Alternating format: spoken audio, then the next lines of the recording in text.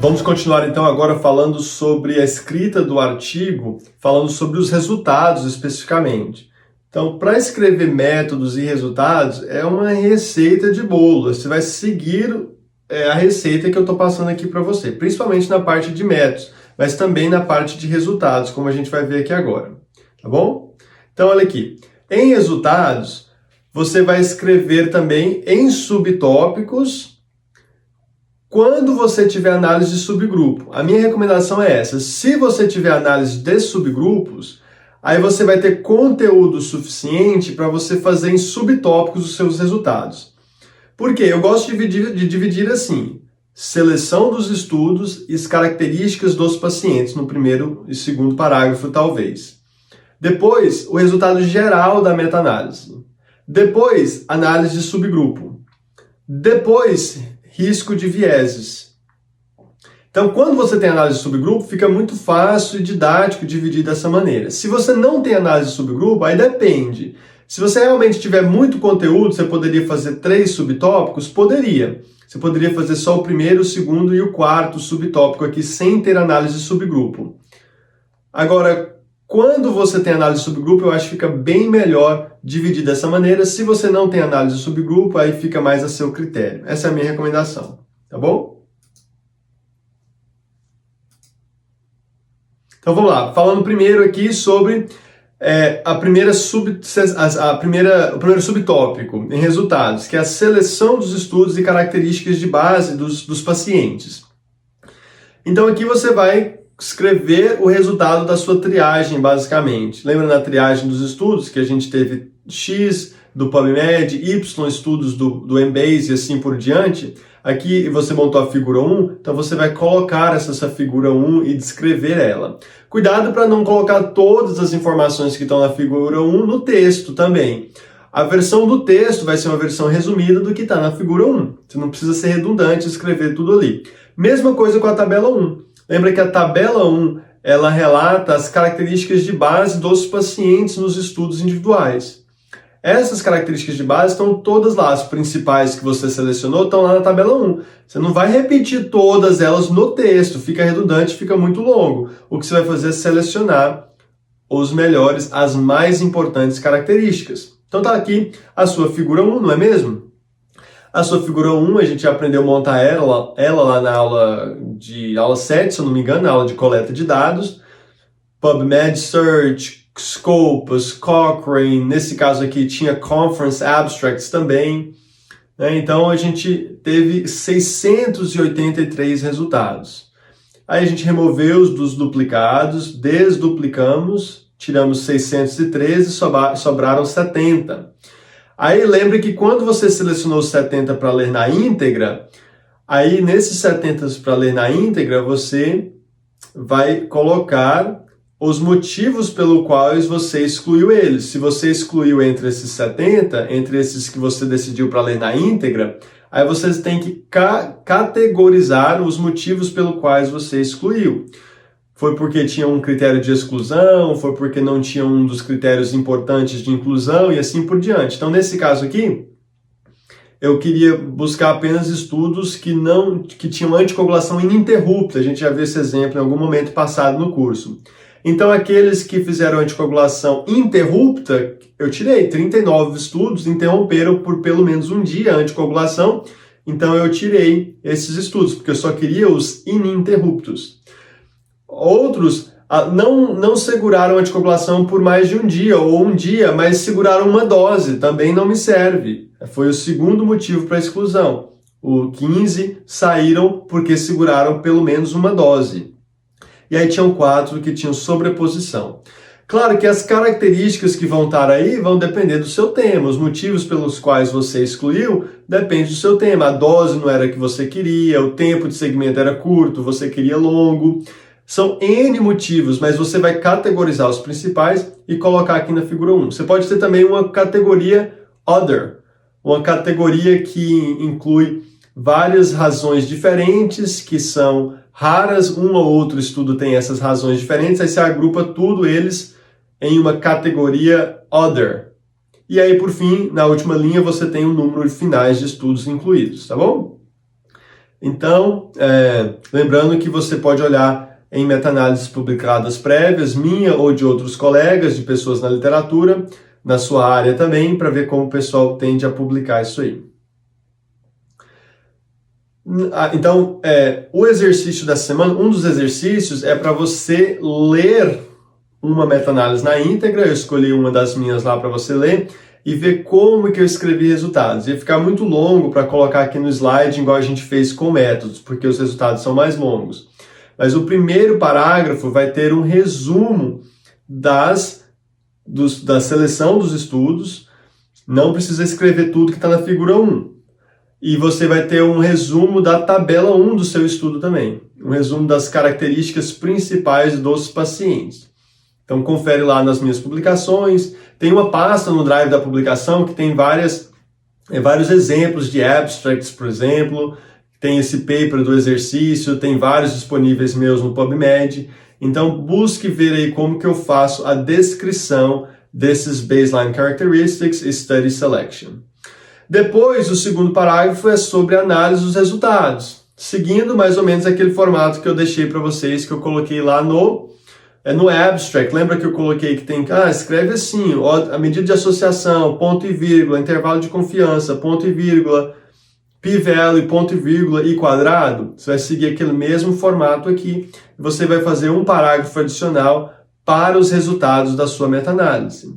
Se você tiver muitos resultados, você poderia colocar, por exemplo, um parágrafo para cada grupo de resultados. Como assim? Olha, mortalidade, por exemplo. Se eu estou falando de mortalidade total, mortalidade cardiovascular, eu posso colocar isso tudo num parágrafo. Aí, no outro parágrafo, eu estou falando de sangramento. Então, eu coloco os desfechos relacionados a sangramento nesse outro parágrafo. Em outro, eu estou falando sobre eventos tromboembólicos. Eu estou falando sobre AVC, sobre eventos tromboembólicos sistêmicos. Coloco eles juntos em um parágrafo, tá bom? Se tiver análise de subgrupos, aí as análises de subgrupos vão vir em outra categoria. Aí você cria uma categoria, subcategorias nos seus resultados. Seleção dos pacientes e características de base. Análise conjunta de todos os estudos. Análise de subgrupo. E aí risco de vieses por último. Risco de vieses a gente já viu também.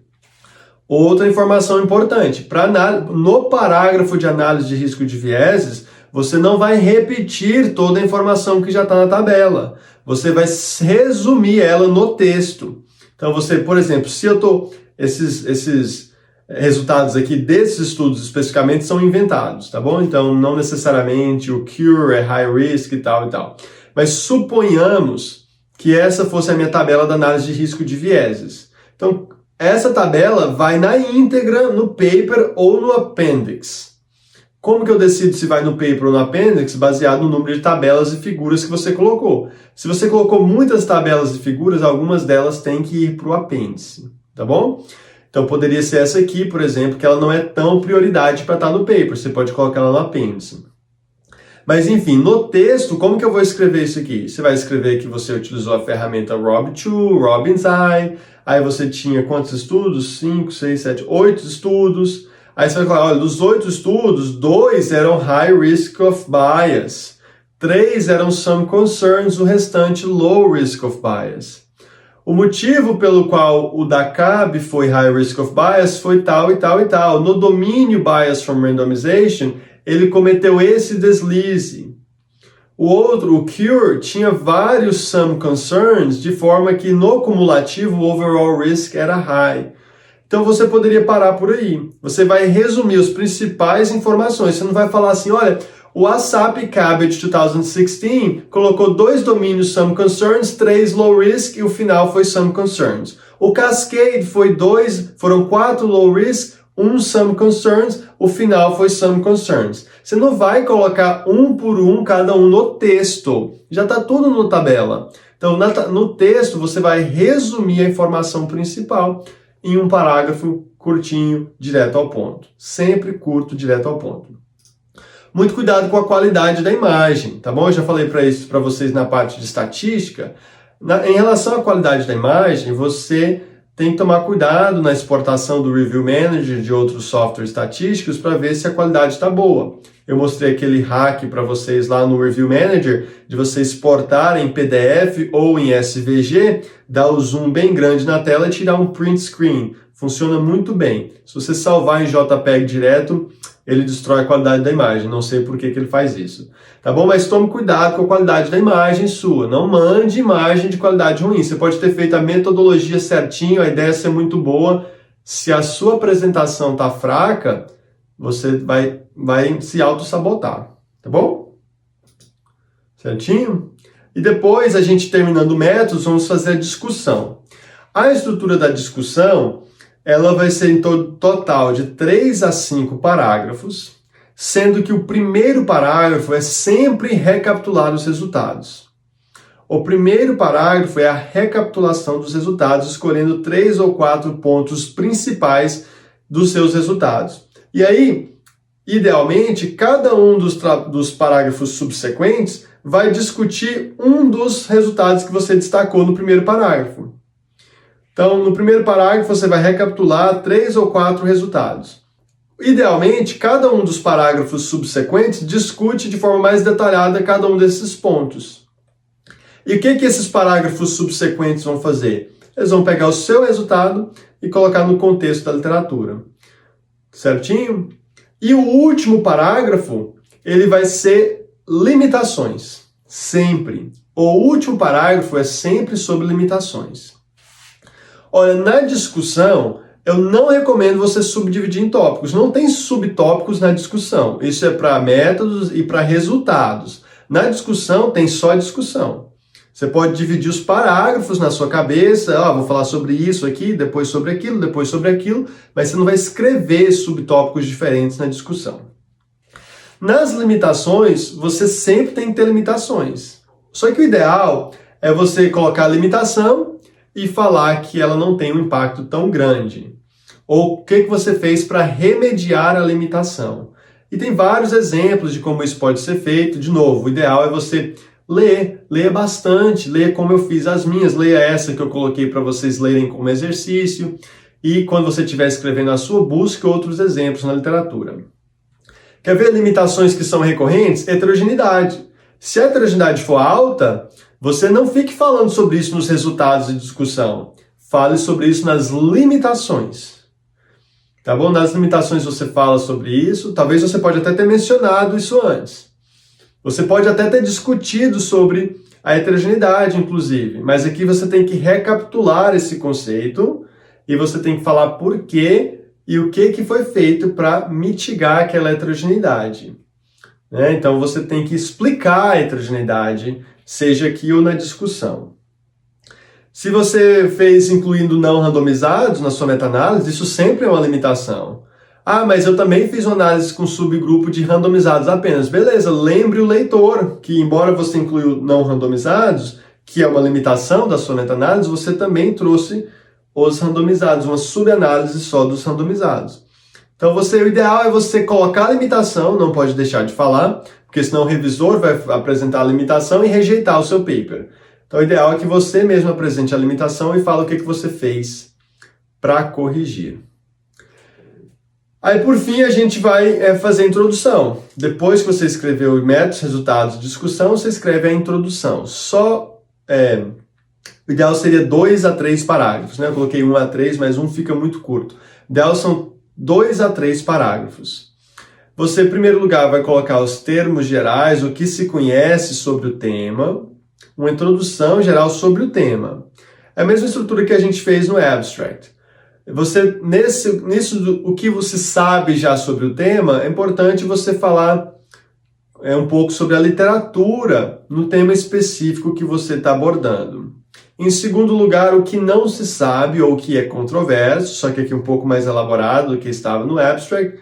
E o último parágrafo da introdução é sempre o que nós vamos fazer. O que nós vamos fazer na nossa meta-análise para resolver esse tema controverso ou que há dúvida na literatura. Vamos ver um exemplo?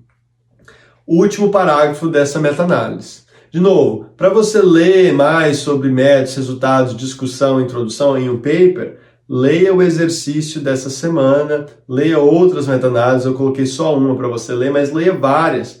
aprenda como eu organizo isso aqui para você executar na sua. Eu estou dando a estrutura geral, mas a prática é agora onde você vai ter o aprendizado. O Anderson escreveu isso aqui, o outro autor escreveu desse jeito, seguindo essa estrutura geral que eu estou passando para vocês, mas só lendo, vendo, escrevendo é que você vai garantir domínio nisso aqui.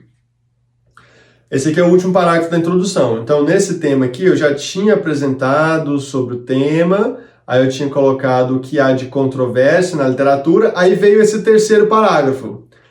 Devido à existência dessa controvérsia, ou por conta dessa controvérsia, a gente fez tal. A gente fez a meta-análise, aí eu coloquei explicando o que a gente fez. Então, sempre essa estrutura, o que já se sabe, o que é controverso, o que eu vou fazer para resolver a controvérsia. Funciona igual receita de bolo. Fico falando isso, mas para mim é muito mais fácil fazer isso aqui do que fazer uma receita de bolo, tá bom? Conclusão, agora no final, né, de tudo pronto, agora sim se escreve a conclusão, os resultados dessa meta-análise com 8.500 pacientes sugerem isso, aquilo. A mesma coisa que a gente fez no abstract, a gente vai fazer aqui. A primeira nota, a primeira frase da sua conclusão é sempre o resultado principal. É sempre o resultado principal. Isso é muito importante. Você no primeiro parágrafo, primeira frase, perdão, você vai colocar o resultado ou os resultados principais, de forma mais elaborada do que estava no abstract. E aí, a segunda frase da sua conclusão é a mesma coisa que a gente escreveu no abstract. Ou é a implicação do seu resultado, ou como que o seu resultado vai avançar a literatura para o próximo passo. Qual é o próximo passo de estudar o tema que você escreveu o seu artigo? Nossos achados indicam que a ablação por criobalão estão associadas com menor incidência de derrame pericárdico e tamponamento cardíaco, porém com maior incidência de phrenic nerve palsy as compared to radiofrequency ablation. Então esse aqui é aquele primeiro parágrafo resumindo tudo o que eu fiz. Muita gente só vai ler a conclusão. Então na primeira frase da conclusão eu tenho que de novo ressaltar tudo que é mais importante. Tudo não. O que é mais importante eu vou ressaltar no primeiro parágrafo da minha conclusão. Na primeira frase. Tá bom? Certinho? Então, nesse aqui eu coloquei, aí a segunda frase daquele estudo foi isso aqui. Ainda falando sobre os principais resultados. Repare que é mais elaborado do que no abstract. No abstract eu só tinha uma frase, literalmente. Aqui é a primeira parte da minha conclusão. Eu vou recapitular os principais achados da minha meta-análise. E aí, o segundo parágrafo eu poderia falar, olha, a literatura caminha para isso agora. Ou colocar os resultados que eu acabei de ter na perspectiva de como isso muda ou como isso vai influenciar a prática clínica ou cirúrgica na sua área. Certinho? Fechamos agora a apresentação do paper. Claro que essa é uma estrutura geral que você precisa saber, é muito importante essa parte teórica. E agora é mão na massa. Lê, ou leia tudo que é de meta-análise, das minhas apresentações, das minhas meta-análises prévias, o exercício dessa semana e comece a escrever as suas, tá bom? E eu vou estar ao seu lado, eu e minha equipe, o Expert Writers, todo mundo aqui vai se ajudar e a gente vai para que você tenha os seus resultados na apresentação do seu paper. Mas a gente vai falar ainda sobre as manhas, né? A próxima parte aqui é como você pode trazer alguns conceitos adicionais, algum conteúdo adicional para o seu paper para que você tenha resultado adicional aqui, para que você maximize as chances do seu paper ser aceito, a sua publicação ser aceita, tá bom? Então, para a última parte da aula agora, a gente vai falar sobre as manhas na escrita do paper, na execução da sua meta-análise. Até agora.